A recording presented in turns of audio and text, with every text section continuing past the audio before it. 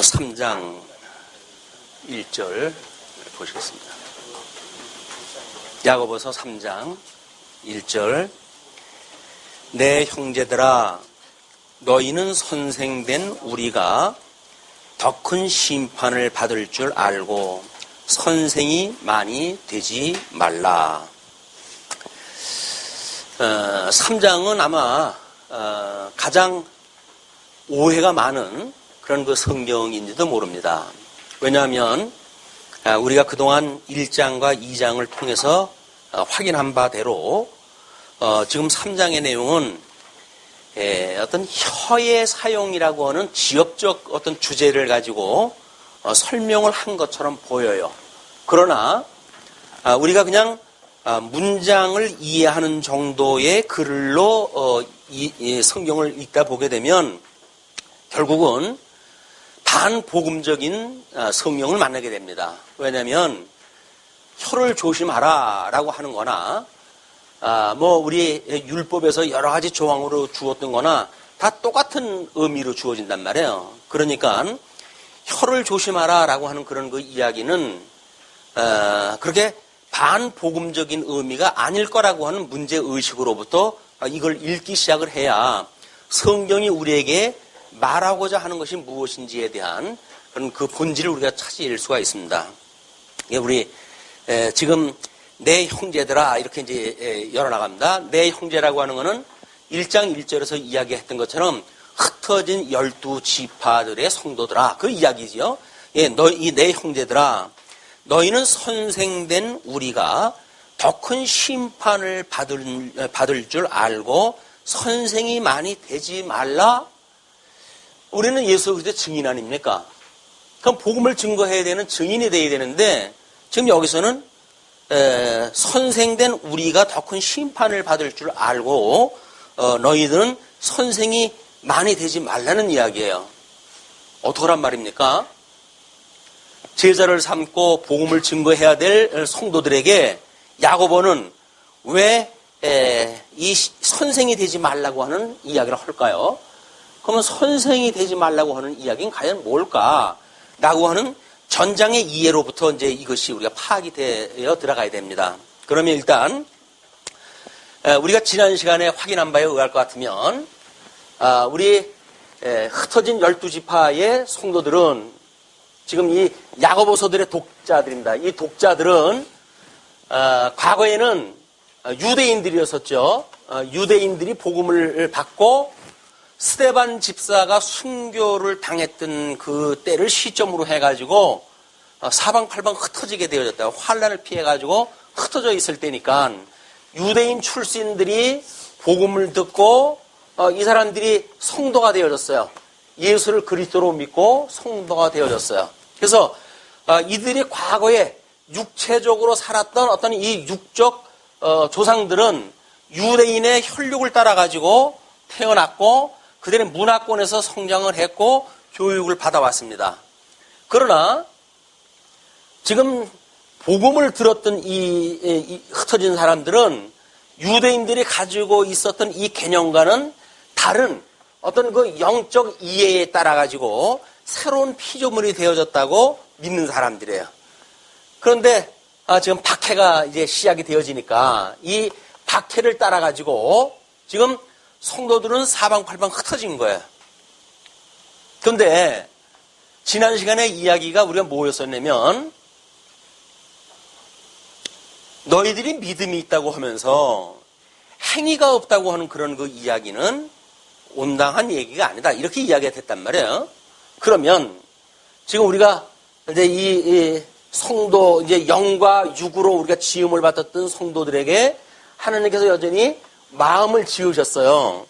그 지으신 마음이 우리가 기억, 생각, 그 다음에 감정, 이것이 깃들이는 것이 마음이라고 그러지 않았어요?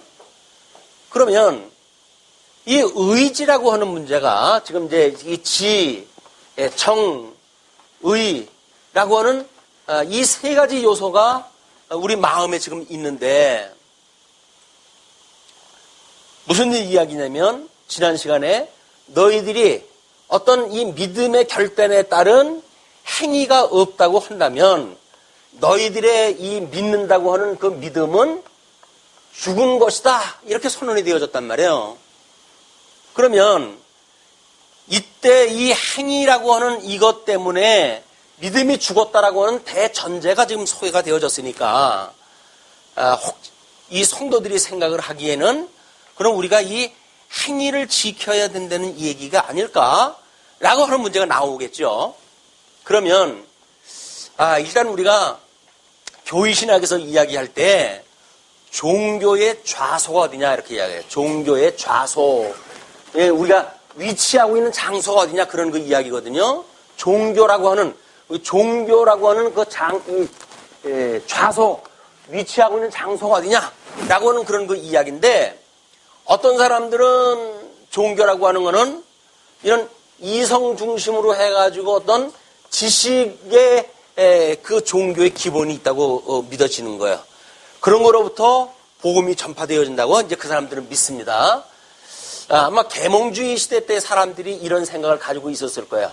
무지몽매한 사람들한테 뭔가 복음을 가르치고 교도하고 또는 계도하고 이렇게 해가지고 새로운 뭔가의 사람으로 육성되어진다고 믿는 것이 이 지식을 그래서 우리가 아는 것이 힘이다 이렇게 이야기하는 것도 같은 논리겠죠.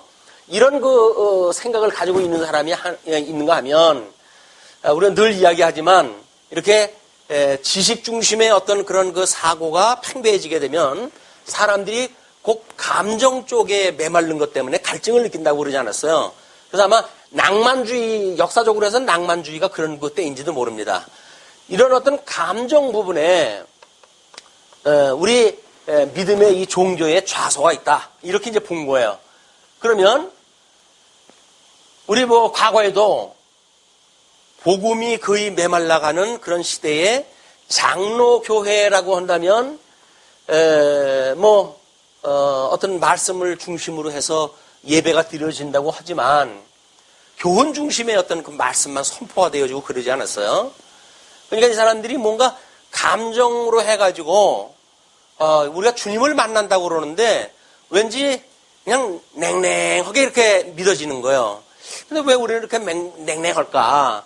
라고 할 때 우리의 순복음교회가 한국에 이제 들어오면서 이런 신비주의적인 요소가 교회에 이제 들어오게 되어집니다. 근데 장로교회에서는 한때 새벽 기도를 하게 되면 많은 성도들이 방언이라든지 하는 은사를 체험하게 되어져요. 근데 목사님들이 이 방언 기도를 하게 되면 다니시면서 절제하세요 해가지고 방언 기도를 못하게 하시는 거예요. 근데 그 방언 기도할 때 느끼는 감정이 좀 색다른 뭐가 있거든요. 그러니까는 이거 하고 싶은데 이 목사님들이 하지 못하게 하니까. 그래서 이게 참 모든 그 사람들은 냉랭해지고 뭔가 감정으로 뜨거운 감정이 표출되어졌으면 좋겠는데 그건 절제는 시키고 하던 차에 순복음교회 우리 유명한 그 목사님 지금은 재판소로 왔다 갔다 하시지만 한때는 한국이나 세계에 복음을 증거했던 대단한 분이었다고 이렇게 회자됐던 분이거든요. 그분이 이 방언의 문제라든지 신비주의적인 요소를 건드리기 시작을 했어요. 그래가지고 장로교회 교인들이 썰물 빠져나가듯이 빠져나가기 시작을 했습니다. 이게 결국은 순복음교회가 만들어진 그 모든 성도들은 장로교회에서 빠져나간 사람들, 전부 성도들이.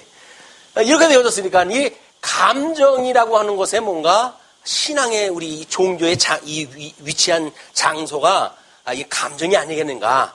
뭔가 예수님을 영접을 하게 되면 마음이 뜨거워지고 뭔가 신비적인 그런 체험을 하고 이렇게 돼야 되지 않겠는가 이제 보아지는 거거든요. 한쪽에서는 이제 우리 어떤 주의를 이야기를 해가지고 너희들이 하면 된다라고 하는 이 의지 문제를 우리한테 강조를 갖다 해가지고 신앙생활을 해가도록 채찍질을 합니다. 하면 되는 거야. 이래가지고 이 의지 문제를 갖다 자극을 갖다 해요. 맞아. 종교라고 하는 거는 뭔가 그래도 의지에 의해서 이게 만들어져야지 라고 하는 것으로 이야기를 하거든요. 그런데 우리 개혁주의에서 이야기하는 교의신학에서 종교의 자소라고 하는 거는 이렇게 인격의 한 부분에 그 위치가 있는 게 아니다. 그 위치는 전인적이다 이렇게 이야기를 해요. 전인적, 전인격적인 여기에 우리 종교의 자소가 있는 거지 부분에 있는 게 아니다 이렇게 이야기를 한단 말이에요. 그러면 종교의 원리나 인식의 원리나 똑같은 거거든요. 그럼 우리가 성령에 의해서 하나님 말씀을 깨닫는 것이 마치 어떤 머리 쪽에서 이걸 깨닫는 걸로 착각을 하는 거예요. 그런데 지식을 깨닫는 이 성경 말씀을 깨닫는 것은 두뇌 활동에 의한 이런 것이 아닙니다. 왜냐하면 우리들은 이것이 이 생각으로부터 이게 깨닫게 되어져요. 이 생각으로부터 이 생각의 부분이 우리들로 하여금 말씀을 듣게 되어지게 되면 여기서 깨달음이라고 하는 것이 이제 시작이 되어져요. 이걸 깨닫게 되어지게 되면 나는 죄인이었었고 나는 예수 그리스도로 말미암아 새로운 피조물이 되어졌어 라고 하게 되어졌을 때 비로소 하나님의 말씀에 대한 우리 인간 지식이나 하나님에 대한 지식이나 이 지식이 만들어져요. 이걸 우리가 깨달아 알고 이렇게 이야기하는 거예요. 이제 우리 교회 표어가 성경대로 알고 이렇게 되는 성경대로 알고. 그런데 이렇게 알게 되어지는 것이 같은 성령에 의해서 우리 하나님께서 믿어지게 하는 믿음의 역사가 이제 이루어지게 되어집니다. 그러니까 우리가 소위 말하는 성경을 깨닫게 하시는 이 인식의 작업에서 말하고 있는 이 감정적인 문제는 위로는 하나님을 사랑하고 이웃을 내 몸과 같이 사랑하라고 하는 사랑의 관계가 무엇인지를 믿는 믿음에 대한 걸 이야기를 하는 거지 어떤 우리 육신이 가지고 있는 감정, 본능이 가지고 있는 감정이 움직이는 것이 신앙생활이 아니란 말이에요. 근데 우리는 종교가 무엇인지를 복음을 받아들이기 전에 과거에 우리는 비나이다 하는 거로부터 시작이 되어졌잖아요. 칠성당을 만들어 놓고 거기에 우리가 복을 빌고 또는 깨끗한 물을 갖다 받아 놓고라도 거기에 복을 빌고 이렇게 했던 것이 우리 어른 세대가 가지고 있던 종교의 문제거든요. 그런 종교 의식을 가지고 있던 사람들이 이 복음을 받아들였을 때 복음, 성경에서 말하고 있는 신앙이 무엇인가를 접근하는 것이 아니라 성경을 듣고 깨달은 사람들이 과거에 했던 우리들이 믿던 그런 막연한 믿음 이걸 거기에다가 대입을 시키기 시작을 한 거예요. 그러니까 성경이 말하고 있는 우리가 신앙생활을 하질 못하게끔 되어져 있던 거예요. 원래 그렇게 안 되어져 있는 거예요. 근데 처음서부터 배울 때로부터 우리는 태어나가지고 비나이다 이렇게 해가지고 정월 초하루 날이 되게 되면 떠오르는 태양을 보고 우리 소원을 빌고 이렇게 하면서 우리가 이 굳어온 사람들 아니에요? 근데 이 복음을 듣고는 태양을 보는 것이 아니라 십자가를 보고 그 일을 하면 되겠구나 이렇게 이제 되어졌으니까 전혀 성경에서 말하고 있는 믿음의 세계가 아니라 흔히 감정으로 느껴지는 타락한 인간이 가지고 있는 본성의 어떤 감정이 충실한 것이 신앙생활이라고 착각하게 되어지는 거죠. 이것이 우리 과거에 우리 이런 거는 우리 주지주의라고 이렇게 이야기해서 주지주의자들, 요거를 주정주의자들, 그 다음에 요거를 주의주의자들 이렇게 이야기를 했어요. 그러니까는 일반 이 철학 세계에서 가지고 있던 거나 과거에 이 잘못되어져 있는 종교를 자기네들이 믿고 있는 그런 식으로 그냥 이해했던 거나 똑같은 거예요, 원리가. 철학 세계나 이들이 가지고 있는 신앙의 자소, 종교의 자소나 똑같은 개념을 가지고 있으니까 성경이 말하고 있는 게 아닌 거예요. 그래서 우리 개혁교회 교의신학 서론 부분에 종교의 자소는 전인격적이다. 이거 선언이 됐어요, 이미. 개혁교회라고 한다면 우리 종교라고 하는 거는 적어도 전인격이라고 하는 데에 이게 위치가 있는 거지 어떤 부분적인 것이 있는 것이 아니란 말이에요. 그렇게 정의가 되어졌으니까 그는 많은 이 개혁주의 믿음의 선배들이 연구하고 궁구하고 그래서 과거에 잘못되어져 있는 신앙과 비교가 되어져서 만들어진 거 아닙니까? 그러면 그 기초 위에 우리가 성경도 읽어야 되겠고 성경도 뭐 우리 읽는 것뿐만 아니라 그걸 믿고 또 깨달아 아는 것만큼 하나님을 경외하는 삶을 살아가야 될 거 아니겠어요. 그런데 전혀 다른 경외가 나오고 있으니까 이쪽에 행위가 죽은 것은 행위가 없는 믿음은 죽은 거야 라고 하는 그런 오해가 마치 이 어떤 여기서 나오는 행위가 당연하다라고 하는 느낌을 갖게 하잖아요. 그런데 이 행위는 믿음으로 말미암은 행위여야 된다는 이야기였지 행위가 전제되어진 신앙이 아니라고 하는 걸 지금 이야기한 거 아니에요. 근데 만약에 복음을 깨달은 사람들이 사방팔방 흩은 이유가 뭘까요? 땅끝까지 이르러 나의 증인이 되게 하리라고 하셨으니까 복음을 증거하시는 거예요, 지금. 복음을 증거하게 하시기 위해서 사방팔방 흩은 거란 말이에요. 그들은 뭐 개인적으로 봐가지고는 가정이 깨지고 뭐 별의별 환난을 다 당하죠. 그러나 하나님께서 보시기에는 땅끝까지 이르러 나의 증인이 될 것이야 라고 하는 말씀을 응하게 하시기 위한 하나님의 절대적인 주권적인 사역이란 말이에요. 그러면 하나님의 절대 주권적인 사역에 예수를 믿음에도 불구하고 왜 공고함 속에 이 감정으로 해가지고 아픔 속에다 집어넣었을까요? 그 환난 속에다 집어넣으셨을까요?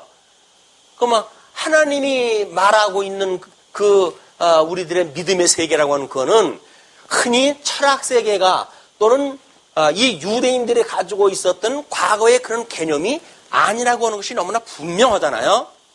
이런 대전제 아래 이 말씀이 이제 우리가 읽어 나가야 된단 말이에요. 그래야 성경이 말하고자 하는 복음을 만나게 되어진단 말이에요. 지금 이 야고보도 누구예요? 우리 예수님의 형이라고 그랬으니까 그러면 유다 지파 출신 아닙니까? 유다 지파의 사람으로서 복음을 듣고는 성도가 되어졌고 그리고 지금 사도가 되어진 거예요. 사도가 되어서 지금 편지를 쓰고 있는 거예요. 흩어진 사람들한테.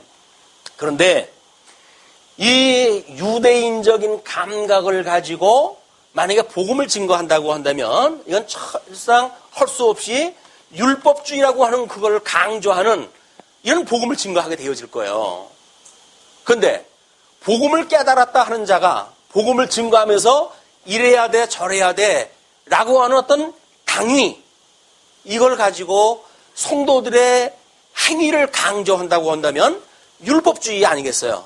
그죠? 이래야 된다 저래야 된다라고 하는 계율에 따라가지고 어떤 그 법에 따라가지고 신앙생활을 해가도록 복음이 증거되어진다고 한다면 이거는 주님의 몸된 교회가 세워져 가는 것이 아니라 더 진화되어진 유대교가 만들어져 가는 거란 말이에요.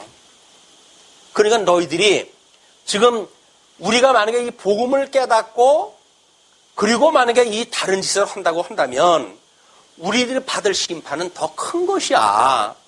알고 만약에 이런 데로 가게 되면 우리들의 이 벌은 더 크단 말이에요. 아니 뭐 심판이 더 큰 것도 있고 작은 것도 있나요? 그럼 예수님께서 그러잖아요. 베세다야 고라시나 너희들에게 전했던 이 복음이 저쪽 두로나 이쪽에 복음이 증거되어졌다고 한다면 그들은 불써 회개하고 돌아왔을 것이다. 너희들은 그 더 큰 이런 예수 그리스도의 능력을 보고도 이 복음을 듣지 않으니까 세상 끝날 저 두로에 있었던 사람들이 너희들을 심판할 정도가 될 것이야.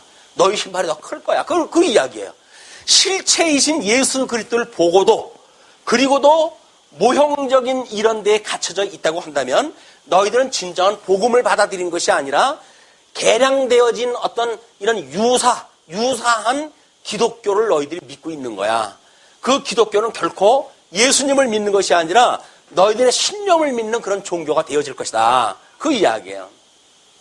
예수님께서는 제자들에게 이제 동행을 하면서 얘들아 너희는 그 유대인들의 이제 누룩을 조심하도록 해라 이렇게 이야기를 했어요. 그랬더니 제자들이 한다는 얘기가 뭔 얘기냐 선생님이 그랬더니 도시락 안 가져왔다고 그러시나? 누룽지 얘기를 갖다 하고 그러니까 생각하는 게 먹는 거밖에 생각이 안 나 제자들은. 그러니까 도시락 안 가져왔다 그러는 거 아니냐? 그러니까 예수님이 그 얘기를 갖다 알아들으시고는 얘들아 내가 너희들한테 빵 5개와 물고기 2마리로 해가지고 5,000명을 먹이고도 남긴 바구니가 몇 바구니냐. 내가 너희들한테 참 생명이 뭐고 참 진리가 뭔지를 그렇게 가르쳤건만 너희들은 기껏 내가 이 누룩을 조심하라 하는 그 이야기가 도시락 이야기로밖에 안 들리나? 이 먹통돌아. 이 밥밖에 생각이 안 나는 이 먹통돌아 그 이야기 아니에요. 예수님이 그렇게 이야기다 했어요. 지금 누룩을 조심하라는 이야기는 이자들의 어떤 이들이 가르치는 교훈이 있어요. 이들이 가르치는 이 교훈, 이걸 경계하라는 거예요. 율법주의자들이 가르치는 교훈을 하라는 거예요. 왜냐하면 예수님이 또 그런 그 예도 들으시죠. 누룩 한 덩이가 가루 서마를 갖다 다 부풀리는 것과 같이 오염되어져 있는 복음이 교회에 들어오게 되면, 그 복음이 침투하게 되어지게 되면 그 교회는 온통 누룩으로 해가지고 전부 번져버리는 거예요. 잘못되어져 있는 진리로 해가지고 교회가 오염되어지고 만단 말이에요. 그냥 작은 잘못되어져 있는 누룩이라고 하더라도 너희들이 조심해야 돼. 그거 조심하지 않으면 내 피값으로 산 나의 몸된 교회가 오염덩어리가 되지 않겠니? 그냥 너희들은 이 누룩을 조심해라 그 이야기예요. 그러면 지금 야고보가 그 흩어져 있는 12지파들에게 너희들이 환난을 당한 적 기뻐해라라고 이야기를 하지 않았어요? 그때만 하더라도 우리가 환난을 당하는 우리들한테 기뻐하라고 하는 게 도대체 뭐야 이게? 라고 생각이 들지만 어느 정도 복음이 진행되어져 가면서 우리가 증인되어지는 삶을 사는 하나님의 자녀로 삼아주셨다는 이야기로구나. 그렇다고 한다면 세상에 우리가 가장 보람된 일 아니겠어? 라고 하는 걸로 해가지고 환난 날에 온전히 기뻐하라고 하는 이야기에 우리가 수긍을 했단 말이에요. 그 일이라고 한다면 우리가 10번, 100번 기뻐하지요, 주님. 이렇게 이야기를 했잖아요. 근데 느닷없이 행위 문제가 다음에 나왔네요. 그 믿음만 가지면 세상이 감당할 수 없는 믿음으로 해가지고 내가 예수를 위하여 증인의 삶을 살겠습니다 하고 이야기를 했다 했는데, 그런데 얘들아, 너희들 행위가 없는 믿음은 죽은 거야 라고 해버리니까 우리 믿음 세계가 완전히 깨져버린 거예요. 그동안 우리 행위로부터는 자유로워가지고 나름대로 뭐 있는 대로 우리가 떠들고 다녔거든요. 예수님 믿으면 행위 보고 구원받는 게 아니야, 믿음 봐가지고 구원을 받지 라고는 믿음의 어떤 이 오류가 우리가 만들어졌단 말이에요. 협의적인 구원에 대한 믿음에 대한 거에서 지금 이 2장 야고보서 2장을 통해 가지고는 광의적인 믿음, 전 의미가 무엇인가에 대한 걸 확인하다 했단 말이에요. 행위라고 하는 것이 예수님을 믿고 새로운 피조물이 되어졌다고 한다면 마땅히 의의 열매가 맺게 되어지는 거야 라고 하는 걸 우리가 깨닫게 되어졌잖아요. 그러니까 예수를 믿는다고 해가지고 행위가 없는 건 아니로구나 라고 하는 걸 우리가 깨닫게 되어졌죠. 이제 아직도 예수를 믿으면서 행위가 구원시켜주는 거 아니야, 그러니까 행위에 너무 연연하지 마라 라고 하는 그런 그 이야기는, 다시 말해서 믿음이 없는, 이 행위가 없는 믿음은 죽은 거라고 하는 걸 전제해서 그 이야기가 돼야 되는 거예요. 그렇지 않겠습니까? 여지껏 우리 신앙생활 해왔던 본질을 놓고 봤을 때 행위가 없는 믿음은 죽은 거야 라고 하는 대전제 아래 우리가 행위로 구원을 받는 것이 아니라고 하는 이야기지, 행위가 성도, 예수를 믿는 성도들한테 어떤 행위가 없다고 하는 것이 아니란 말이에요. 이걸 안다고 한다면 우리는 성도의 삶이 의의 열매가 맺는 걸 통해 가지고 내가 중생한 성도가 맞구나, 우리 죽었던 영혼이 살아나는 것이 맞구나 라고 하는 것을 우리가 확인해 가지고 살아갈 수가 있는 거죠. 그런데 말로만 듣고 과거에 죽어져 있는 우리들이 신앙생활을, 과거에 하던 신앙생활, 인간 세계에서 철학적으로 수긍되어지는 이런 어떤 종교 생활을 그대로 끌고 들어와 가지고 우리가 예수를 믿었다고 만약에 그런 연한다면, 그런 척한다면 우리는 거듭나거나 중생되어진 것이 아니라 과거에 가지고 있던 것에다가 우리 사단의 교면 작전에 의해 가지고 나도 예수님을 믿어 라고는 짝퉁 예수쟁이가 되어진 거란 말이에요. 짝퉁 예수쟁이, 모양만 예수쟁이. 그러니까 열매가 없죠. 열매가 없는 거예요. 자, 지금 왜 많은 사람이 선생되지 말라고 그럴까요? 이때 우리 1장에서 이야기했을 때 비단 옷 입고 온 사람들과 가난한 그런 사람들과 차별하지 말라 그랬어요. 그게 단순히 사람을 외모로 비판하지 말아라고 하는 그것이 겨우 우리들이 이쪽에서 중생되지 않았던 우리들의 개념을 가지고 사람 차별하는 거 아니야. 이 정도의 개념이 아니란 말이에요. 왜? 이때 말하는 지금 여기서 많은 사람이 선생이 되지 말라라고 했던 이 선생과 예수를 믿고 성경을 알고 말하는 이쪽에서 말하는 선생과 이 선생이라고 하는 그 이야기는 여기서 말하는 행위와 여기서 나타나는 열매와 똑같은 열매인데도 불구하고 다른 개념인 거예요. 그럼 이쪽에 말하는 선생이 뭘까요? 비단돈 입고 다니는 사람이었어요. 그때 랍비라고 그래요. 랍비. 이 랍비라고 하는 사람들은 모든 그런 유대인들이 전부 존경하는 사람들이에요. 뭐 어려운 일 있으면 다 이 사람들한테 찾아가가지고 자문을 받고 그럴 정도였어요. 그러니까 이 사람들은 사회적으로 존경받고 그리고 돈도 많네 또. 비단 옷을 입고 다닐 정도예요. 명예도 높아요. 아니 진리를 알고 만약에 우리가 살아간다고 한다면 돈이 없든지 명예가 없든지 권세가 없든지 뭐 하나는 없고 이렇게 살아가야 될 거 아니겠어요. 근데 이 세 가지를 다 가지고 있다는 건 뭐예요 이게. 완전히 지가 왕자리 하나님 자리에 올라가 있는 거예요. 이미 교만이 하늘을 찌르는 거예요. 그 교만에 의해 가지고 모든 유대인들 위에 지도자 연하는 이런 자들의 선생은 이게 엉터리에 대한 교훈을 전파하는 자들이니까 너희들이 이런 선생이 되지 마라 그 이야기예요. 왜? 뭐 제대로 우리 가난한 가운데 복음을 듣고 예수를 믿게 되어졌잖아요.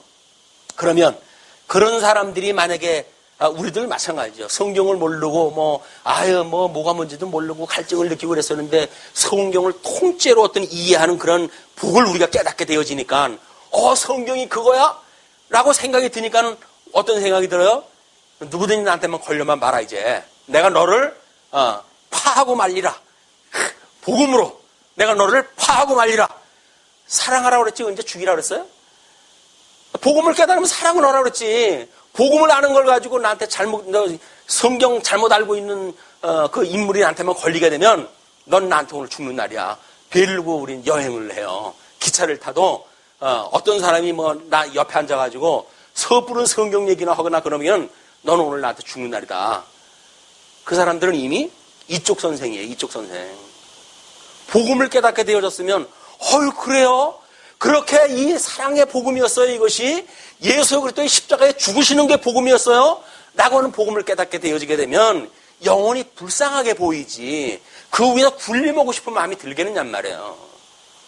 왜곡되어진 선생들, 이건 우리들에게 오늘 이 시간에 주는 이야기예요. 너희들이 하나님의 말씀인 성경을 아느냐? 성경을 아는 걸로 해도 다른 사람 위에 굴림하려고 하느냐? 그렇다고 한다면 너희들은 나중에 더 큰 심판이 있는 걸 잊지 말아라. 그 이야기예요. 그걸 각오해야 돼요. 우리는 이 성령의 법에 의해 가지고 우리 주님께서 주셨던 이 사랑의 법, 이걸 깨닫고 살아가는 우리들의 이 벌은 나중에 이거에 대한 심판은 더 크다라고 하는 걸 깨닫는 마음으로 우리가 살아가야 된단 말이에요. 이게 복음을 깨달은 성도들의 삶인 거예요. 근데 그걸 알면서도 하나님의 해 가시는데 어때? 대충 살다가 예수님 믿고 우리가 천당 가겠지 어디 가겠어? 라고 하는 가벼운 마음을 가지고 예수님을 믿을 생각이 들까요? 복음의 진술을 모르면 그래요. 그냥 과거에 이 짝퉁들하고 우리가 적당히 섞여 살게 되면 이렇게 행위로 구원받는 거 아니잖아? 라고 하는 걸로 얼마든지 나를 정당화시킬 수가 있어요. 나의 어떤 열매가 맺지 않는 그거를 나름대로 포장을 하고 살아갈 수가 있어요. 나의 이익을 위해 가지고 머리 터지게 싸우면서도 사랑이라고 하는 걸 가지고 우리는 이걸 포장을 할 수가 있어요. 그러나 불꽃 같은 눈으로 해가지고 우리들을 헤아리시는 하나님께서 그 얕은 수를 다들 모르시겠습니까? 나도 나를 보면 얼굴이 뜨거울 정도로 알 때가 아는데 하나님께서 왜 모르시겠어요? 그러면 우리가 정말 이 온전케 하셨던 율법이 우리들에게 나중날 심판이 어떠한지를 우리는 그걸 헤아려 아는 사람들은 아니니까. 그러니까 우리는 더 경건의 훈련을 갖다 하고 이 세속적인 거를 우리가 배격을 하고 이렇게 살아가는 것이 성도들의 삶이란 말이에요. 그렇기 때문에 너희들은 선생이 되지 않았으면 좋겠다.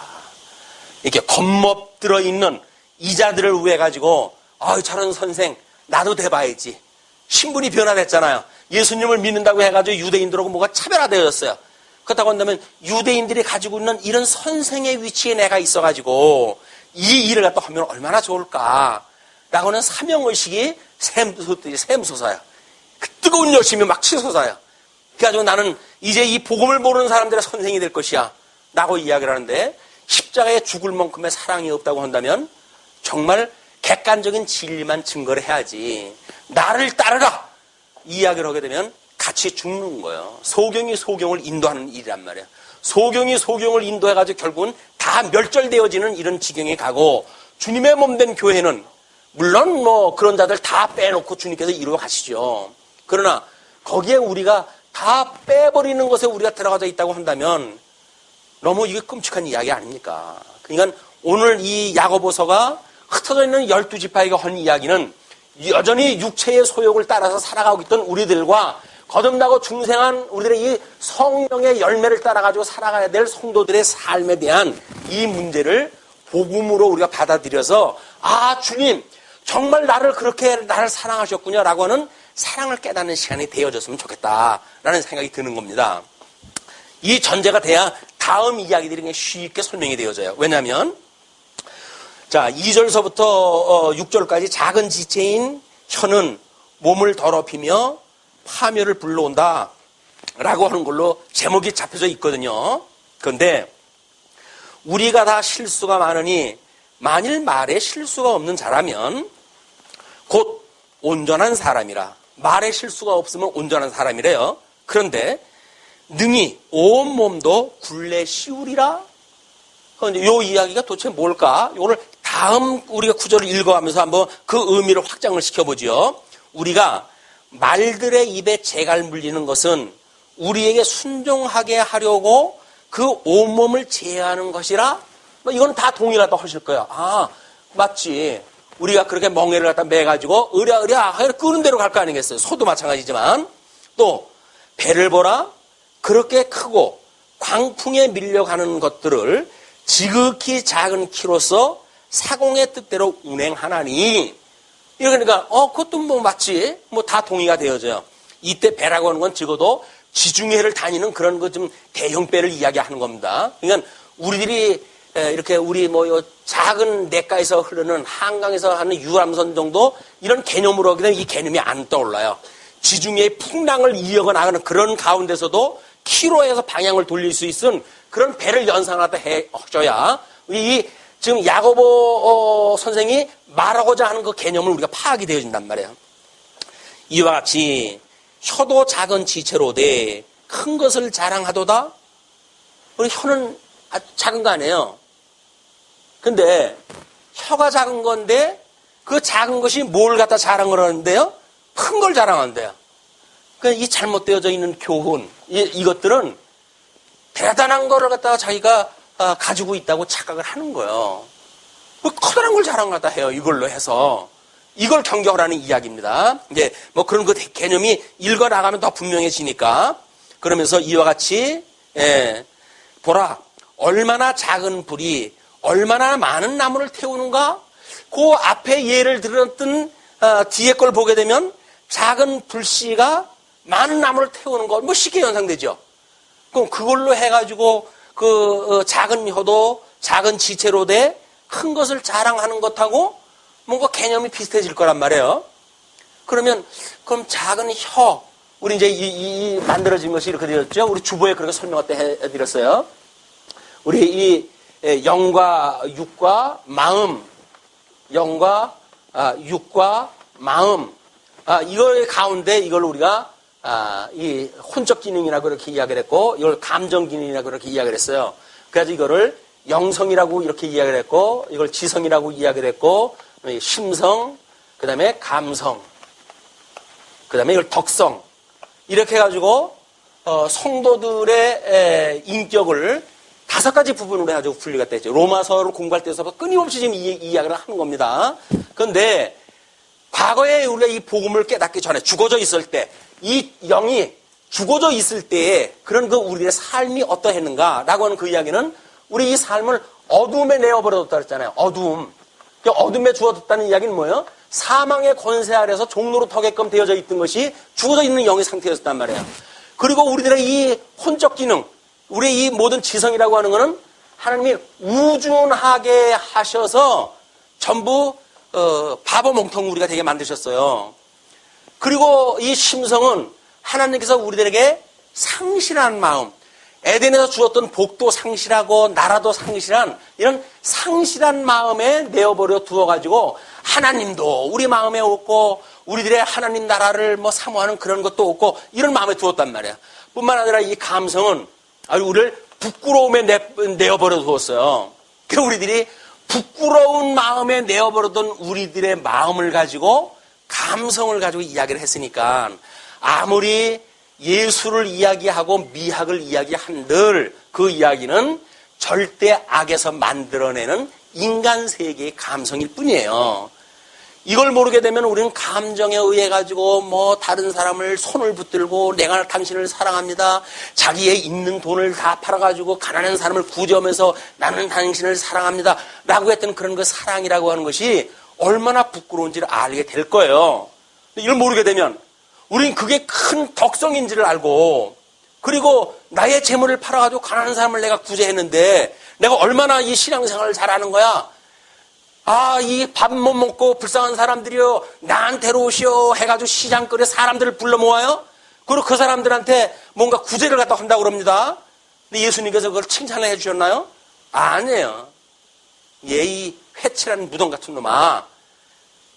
왜? 그 사람들은 이 많은 사람한테 이 구제한다고 해가지고 종을 치고 사람들을 모집을 하고 있으니까 내가 만약에 도와주고 싶은 마음이 있으면 성경에 말하고 있는 복음을 안다고 한다면 오른손이 하는 것을 왼손이 모르게 해. 그렇게 이야기를 했다 했어요.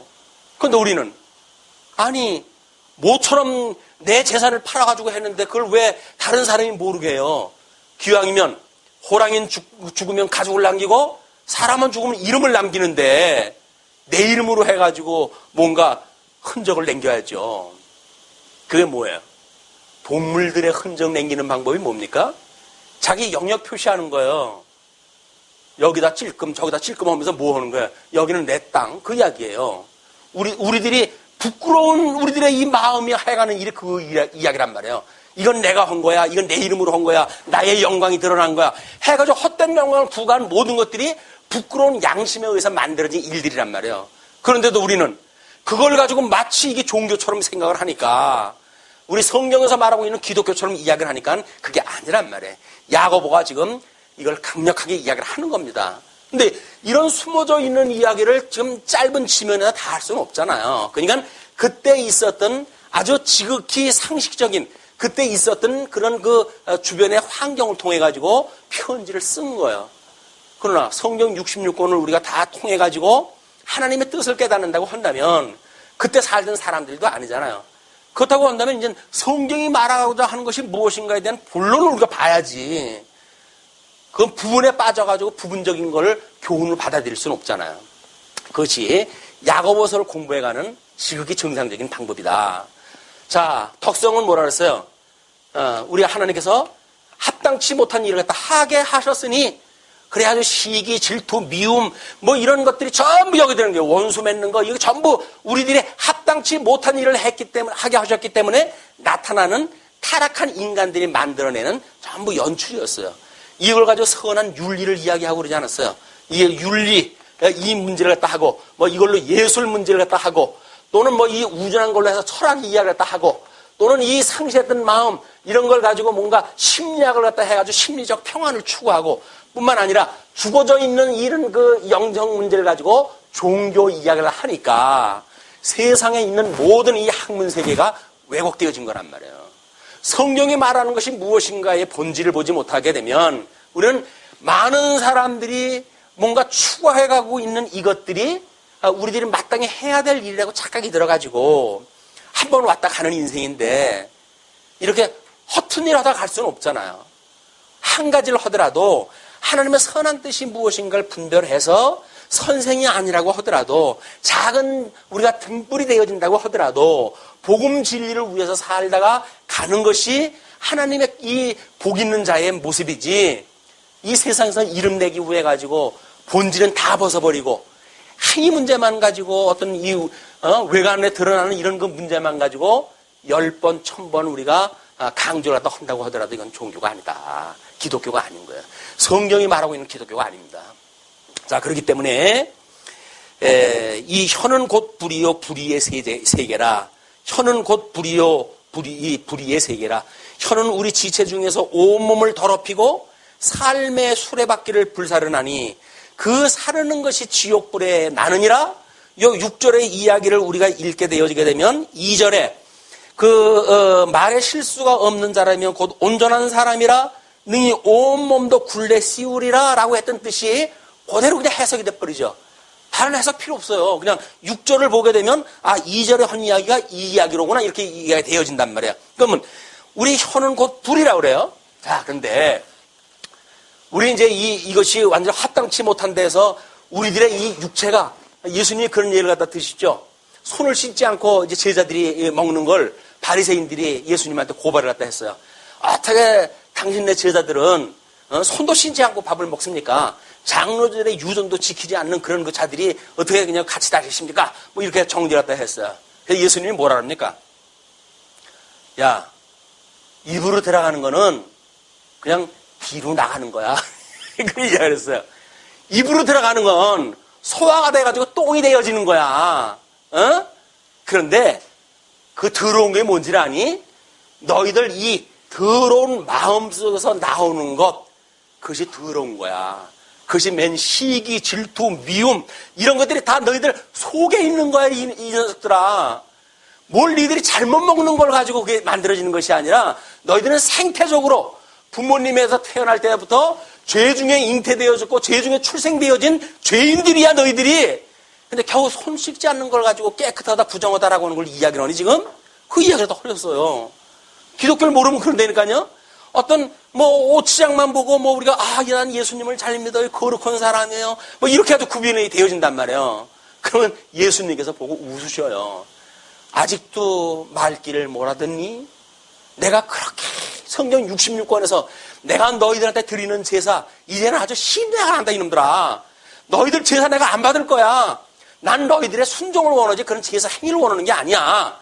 라고 하는데 복음을 깨달았다고 하면서도 여전히 이 행위를 가지고 하나님 앞에 순종을 하게 되면 복을 받아요. 이런 소리를 갖다 지금도 하고 싶으니? 그럼 난 너 몰라. 그 이야기야. 난 너 몰라. 우리는 끊임없이 이걸 강조해요. 어떻게 예수를 믿으면서 열매가 납니까? 왜 출석이 불량합니까? 왜 예수를 믿으면서 헌금을 갖다 안 합니까? 이런 걸로 해가지고 정죄가 되어지니까 예수님하고 아무 상관없는 행위가 이 교회라고 하는 이름 안에서 이게 벌어지고 있단 말이에요. 자, 7절부터 우리 12절까지 길들지 않는 혀는 쉬지 않은 악과 죽이는 독이라고 그렇게 이야기를 해요. 이제 점점 더 구체적으로 나오니까 설명을 지금 생략을 하고 넘어가는 겁니다. 여러 종류의 짐승과 새와 벌레와 바다의 생물은 다 사람이 길들일 수 있고, 그 이야기는 뭐예요? 여섯째 날 하나님께서 생물들을 다 만드시고 아담에게 복을 주시면서 뭐라 그랬어요? 모든 그런 그 짐승을 다 다스리라고 그러지 않았어요. 그러니까 사람들은 그 문화 명령이 이루어져 가지고 이 모든 그 만물의 영장이 되어졌다고 이야기했다 합니다. 그래 가지고 할 수만 있으면 상아 뿌리를 빼가지고 자기의 의자를 만들고 이렇게 하는 바람에 생태계가 깨지고 모든 질서가 깨지고 하나님께 저주했다고 하는 것이 하나둘 드러나는데도 불구하고 인간들의 자기네들의 이 행위를 자랑하고 있단 말이에요. 뭘로? 호랑이 가죽을 갖다 자기 의자에다 딱 깔아놓고 난 이 호랑이 가죽을 깔고 앉은 사람이야. 호랑이보다 더 용맹스럽다는 이야기겠죠. 그런 게 어디에 주로 많이 나올까요? 주먹 쓰는 사람들이 그 짓을 하지요. 자기가 호랑이보다 강하다는 거예요. 내가 호랑이 가죽을 깔고 앉은 사람이야. 나한테 까불면 너희들 다 물어 죽일 거야 그 이야기 아닙니까? 또는 벽에다가 사냥한 그 짐승들 머리를 갖다가 박질을 갖다 해가지고 그걸 또 자랑 거래요. 내가 이렇게 사격술이 좋아 나한테 까불면 너들 다 죽어. 그 이야기를 갖다 힘을 과시하는 거야. 이것이 막 나가자고 하는 사람들의 행위 문제란 말이에요. 실적 위주 조심해야 됩니다. 경계해야 돼요. 실적을 우리가 강조하는 건 매우 경계해야 될 문제예요. 실적은 하나님께서 만들어서 열매인데 자기네들이 농사 짓는 어떤 농산물인가요? 다량 생산을 갖다 하고 그래서 병들지 않게 해가지고 각양 독약이 됐든 못든 해가지고 거기다가 약 바르고 이래가지고 먹게 하는 그런 생산품을 만들어내가지고 되겠어요? 아니란 말이에요. 그런데 그걸 팔아가지고 돈놀이를 하려고 한다면 그렇게도 해야죠. 눈 가리고 깨에다가 기름 섞어가지고 기름 잘잘 흐르는 깨를 만들어가지고 값 2배도 받을 수가 있는데 그 짓을 왜 안 하겠어요? 이게 이 잘못되어져 있는 사람들이 만들어내는 일이란 말이에요. 하나님이 끊임없이 우리들한테 그걸 일반 계시를 통해서 보게 하셔요. 네 행위가 혹시 이건 아니냐? 기름 바른 너 깨 아니냐? 그 이야기거든요. 그래서 우리는 그거 중국 가면 그거 한 마리 사와야 되잖아요. 이거 싼 값으로 주니까. 그래서 사는데 급급하지 그게 왜 거기서 기름을 발라가지고 파는지에 대한 의미는 별로 없잖아. 상품 가치를 갖다 높이기 위해 가지고 그냥 뭐 반들반들하게 해가지고 지금 상품이 나와요. 제일 좋은 거는 제일 겉에다 놔요. 조금 뭐 하품은 밑에다 가려놔요. 그래놓고 그걸 상자뛰기로 팔 적에는 뭐 그냥 같이 파니까 이래가 사람 눈을 속이고 돈을 모으고 자기네의 실적을 쌓아가는 것이 타락되어져 있는 인간들의 해가는 일이란 말이에요. 근데 예수님의 이름으로 예수님의 언약대로 모든 걸 만사를 이루신 분이로군요. 그렇기 때문에 나는 우리 주님만 믿습니다. 나고는 성도들이 그 일을 갖다 하면 안 되는 거 아닙니까? 복음을 안다고 한다면 우리는 그 일을 안 한단 말이에요. 복음을 안다고 한다면 이게 다 주님이 해가시는 일이군요. 나는 그걸 믿음으로 살겠어요. 오직 주님께서 이루어간다고는 믿음으로 살겠어요. 그 이야기예요. 복음에는 오직 하나님의 의가 나타나서 믿음으로 믿음에 이르게 하나니 오직 의인은 믿음으로 말미암아 산다고 그랬으니 주님 나는 오직 주님이 다 이루어 가시는 거 그것만 믿고 살겠어요. 하늘에 뭐 공중에 나르는 새가 정말 농사를 짓지 않고 그렇게 한다고 하더라도 그가 하나님께서 다 먹게 살게 하는 거 그것이 주님의 말씀이기 때문에 저는 그게 주님의 뜻이라고 믿고 살아가겠어요 라고 하는 게 믿음인 거예요. 근데 그거는 성경 이야기고 우리는 열심히 여기서 무엇인가 우리가 해가지고 돈을 벌고 이렇게 하는 거에 우리가 올인을 하자. 한 세상인데 좀 폼나게 살자 라고 하는 걸 위해서 산다고 한다면 주님의 말씀은 주님의 말씀대로 여기서 만들어지는 건 여기서 만드는 거대로 완전히 이 차원의 세계를 위해서 사는 거야. 다른 세계의 차원을 살아간단 말이에요. 뭐 어쩔 수 없이 우리가 육체의 소욕을 가지고 있는 성도들이나 거듭나고 중생되어졌다고 한다면 우리는 성령의 열매를 맺고 살아갈 거예요. 성령의. 그러나 만약에 우리가 아직도 이 육체의 소욕에 살아간다고 한다면 마귀의 영을 받아가지고 살아가게 되어질 겁니다. 이제 이 문제를 이야기를 하는 거예요. 자, 이 혀는 능히 길들일 사람이 없나니 쉬지 아니하는 악이요 죽이는 독이 가득한 것이라. 이게 무슨 얘기예요, 결국은? 아무리 다른 방법으로 하든 방법이 없어요. 타락한 인간들이 하는 거는 전부 이 독이 되어져 가지고 사람들을 죽음으로 인도해가는 일들이란 말이에요. 복음만이 우리를 생명으로 인도하는 일이지 모든 이 잘못되어져 있는 말들은 사망 권세 아래 우리를 끌고 가는 일이다. 그 이야기입니다. 그렇기 때문에 9절 이것으로 우리가 주 아버지를 찬송하고 또 이것으로 하나님의 형상대로 지음을 받은 사람을 저주하나니 우리가 이분법적으로 잘못 알게 되면 교회 와가지고는 거룩한 성도 사회 나가게 되면 악독의 이런 어떤 뭐 세상의 모든 짐승 권세와 동류의 사람들 이렇게 구분되어지는 거예요. 사람들이 왜 장로님을 믿고 장로님들의 이런 행위의 행실을 갖다 보고 예수님을 믿는 걸 거부할까요? 왜 목사의 아들들이 목사의 그 삶을 보고 신앙생활을 포기할까요? 이 믿음의 사람들이 이거 조심해야 돼요. 이게 장로님들이 사회에 나와서 뭐 그래도 고위직을 차지하고 있잖아요. 그럼 다른 사람들이 저분 참 예수 믿는다고 한다면 나도 예수가 뭔지 한번 알아보고 싶어 나도 믿고 싶어 하는 마음이 일어날 텐데, 말하는 건 천상유수인데 하는 일을 보게 되면 안 믿는 사람보다 더 악랄해.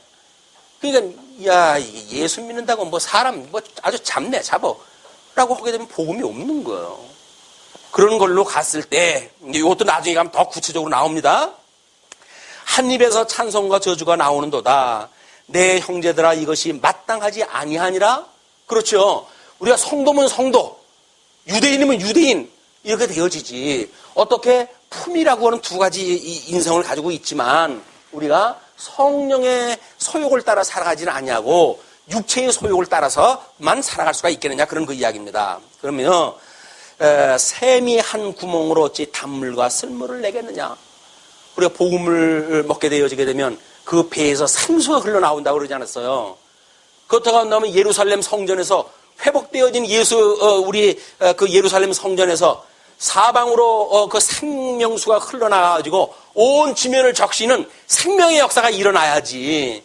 어떻게 되어진 것이 복음을 받아들이고 있는 살아가는 성도들의 배에서 생수가 아니라 썩은 물이 나가지고 사람들을 이렇게 사망으로 인도를 가다 할 수가 있겠느냐, 그 이야기예요. 내 형제들아, 어찌 무화과 나무가 감람 열매를, 포도나무가 무화과를 맺겠느냐.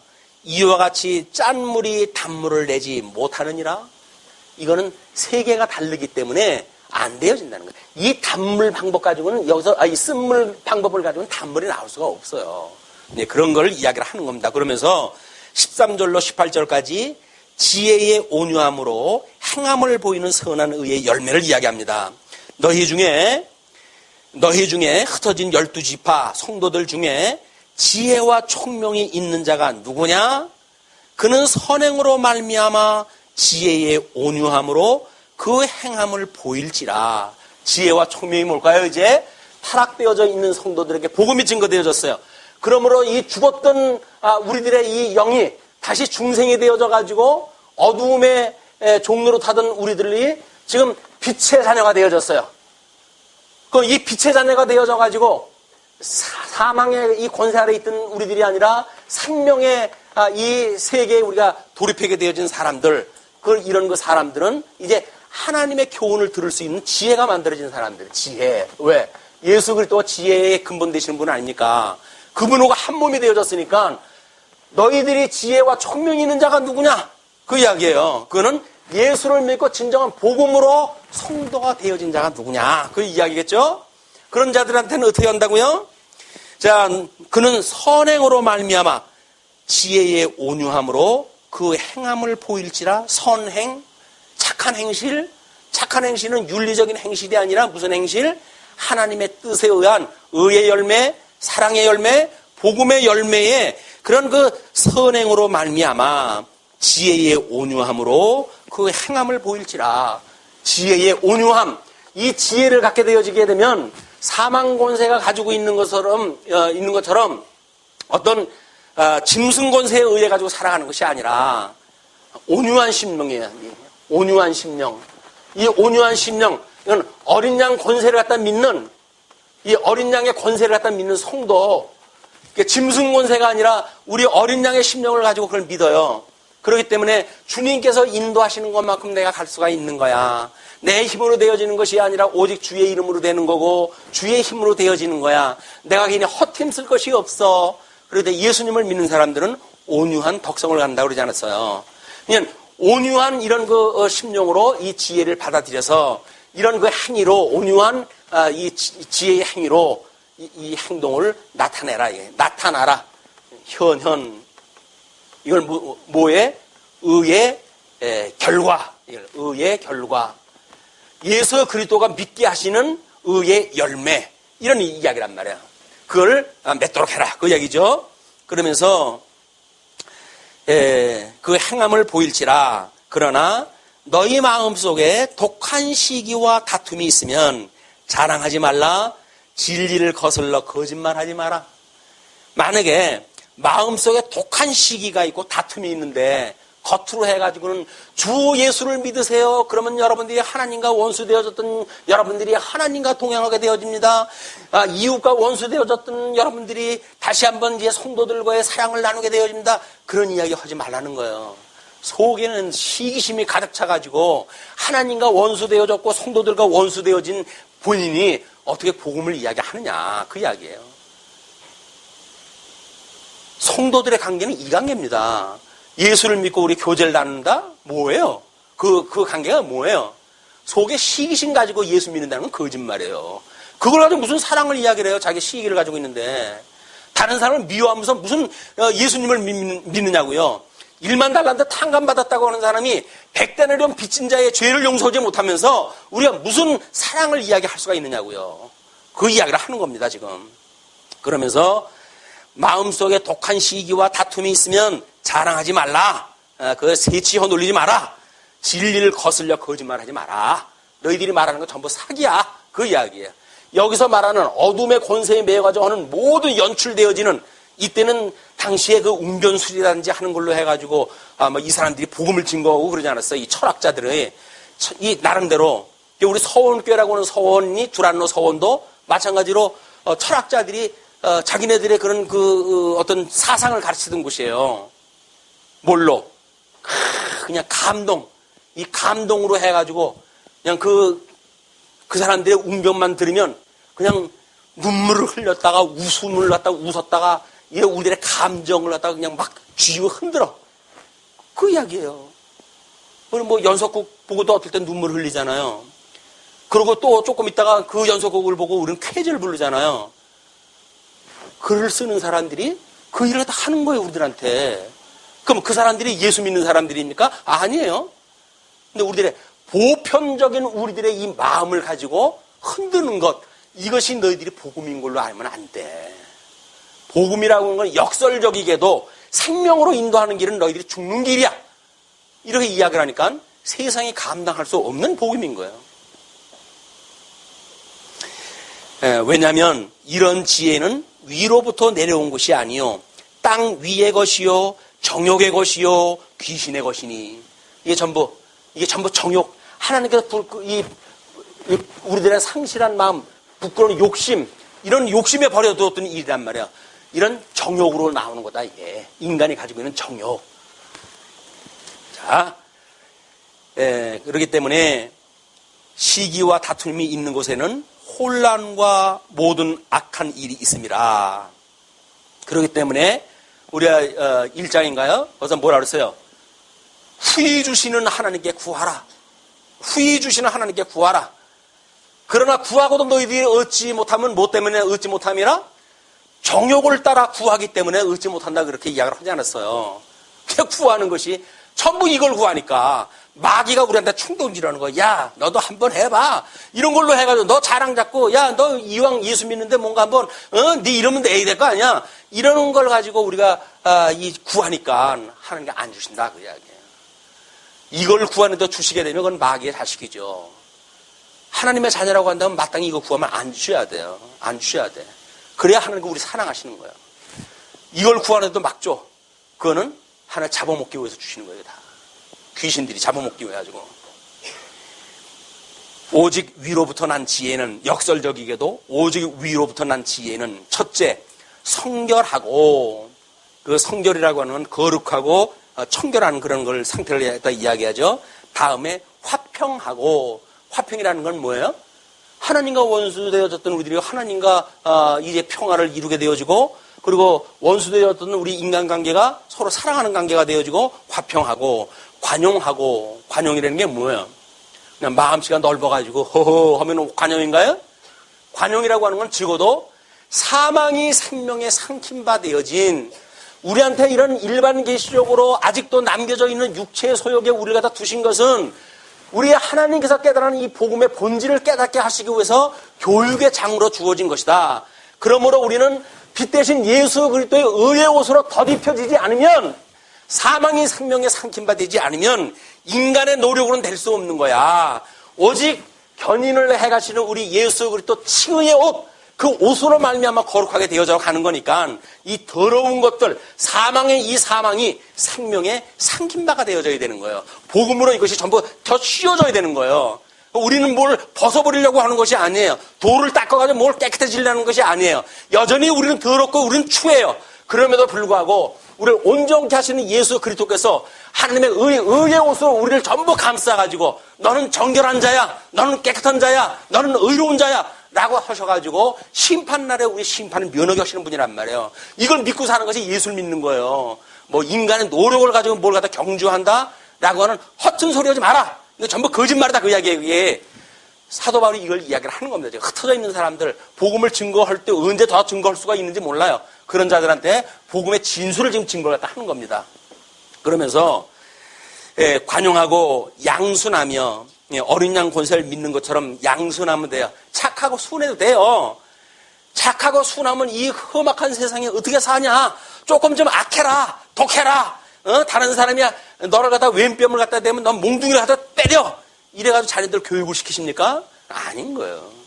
하나님께 절대 주권을 가지고 계시다고 한다면 설사 몽둥이로 두들겨 팬다고 하더라도 생명의 주관자가 주님이시니 주님 저가 뭔지를 모르고 저러네요. 저를 용서해 주세요. 라고 하는 것이 진정한 복음을 가진 자의 힘이란 말이에요. 힘. 왜 스데반이 돌 맞아 죽으면서 그들을 용서를 갖다 빌었을까요? 하나님께 보여주셨거든요. 하늘 문을 여시고 하늘에서 하나님 보좌 우편에 가셨던 그 예수님이 계신 걸 보니까 예수님이 성천오시면 가져 계신 곳 내가 여기서 죽는다고 하면 내가 갈 곳이 저기로구나 생각이 드니까 그들을 위해서 기도를 했다 하지요. 주님 저들을 용서하소서. 저들이 무엇을 행하는지 모르나이다. 그냥 성도들한테 후욕을 했다 하면 축복을 했다 해주라는 이야기예요. 우리가 뒤에서 있는 대로 저주를 했다 하게 되면 그를 위해서 축복을 했다 해주는 거예요. 왜? 우리는 어린 양 권세를 믿는 사람들이니까 그 사람들하고 맞대거리가 싸워가지고 이런 거 아닙니다. 그냥 하나님께서 우리를 이렇게 사랑하신다고 한다면 주님이 사망에서 부활하셨던 것처럼 우리들도 사망으로부터 생명으로 인도하시는 분이니까 결코 우리는 하나님께서 버리시지 않는 사람들이에요. 악한 방법으로 이기려고 할 거 없어요. 죽는 길이 사는 길이거든요. 버리는 길이 우리들한테 다른 사람을 돕는 길이거든요. 그것이 이 사적생의 원리고 연죽보의 원리고 그 다음에 그 봉직시의 원리다. 그러니 긍휼과 선한 열매가 가득하고 편견과 거짓이 없나니 화평하게 하는 자들은 화평으로 심어 의의 열매를 거두느니라. 하나님께 주셨던 사랑을 깨닫고 원수를 내모고 사랑하라고 했던 그 사랑을 이루어가시는 예수 그들 믿음으로 우리는 의의 열매를 맺으면서 살아가게 되어지는 거다. 오직 후히 주시는 주님께만 기도합시다. 모든 열매를 맺어가시는 예수 그리스도만 믿으십시다. 온전케 하시는 예수 그리스도를 바라보고 우리 한 주간 살아가시기를 빌면서 말씀 드리죠. 기도하시겠습니다.